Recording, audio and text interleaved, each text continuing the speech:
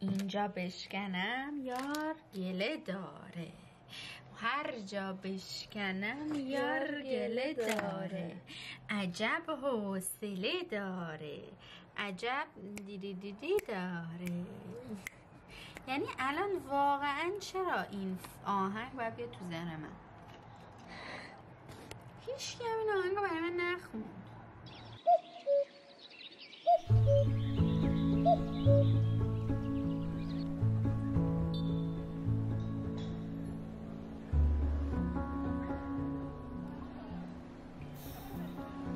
کل زمستونی که گذشت خودم رو زمین کشیدم تا به آفتاب تابستون برسم و یخ و استخونامو آب کنم. زندگی برام شبیه ترن هوایی شده و سالی که گذشت یکی از سردترین و کندترین و مرگبارترین قهرهای خودم رو تجربه کردم و ازش زنده بیرون اومدم. قرار بود این تابستون رو بیام ایران و ماجراهایی که پیش اومد موندگارم کرد، اما دلتنگی سر جاش مونده. وقت گذروندن تو این کافه قشنگ ایرانی، مزه خیار سکنجبین و بوی آش رشته منو به خونه وصل میکنه.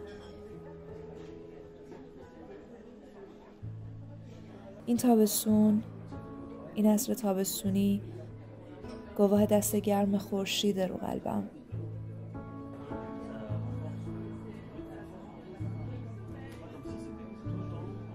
بعد از ماه‌ها چقدر برام تازگی داره همه چیز. انگار یه قله رو فتح کردم، یا بهتر از اون مسیر رو تموم کردم و برگشتم و پاهامو به زمین رسوندم. حس میکنم از پس یه رنج طولانی بر اومدم و شاخه‌های خشک و لخت شده روحم به سبزی برگای تازه مزین شده. حس تازگی و کهنسالی رو با هم دارم. انگاری جای پام تو بدنم محکم‌تر شده. به دلتنگیام آدرس میدم، بوسشون میکنم و میندازمشون به آب رود سن.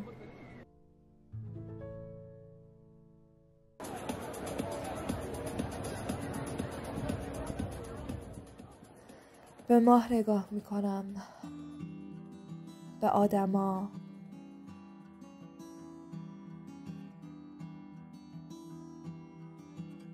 به خودم که به رقص در اومدم.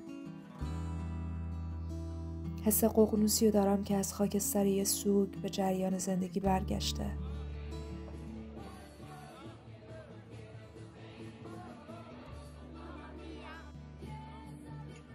ترن زندگی یه بار دیگه اوج میگیره و منو از سقوط ابدی دور میکنه و دوباره بالا میکشه. منو به رقص و امید وامی داره و کلامو از قلبم میکشه و میاره تو گلوم که تو این لحظه جادویی از زندگی کنار رود سن زیر سایه ایفل رقصان داد بزنم که من نجات پیدا میکنم.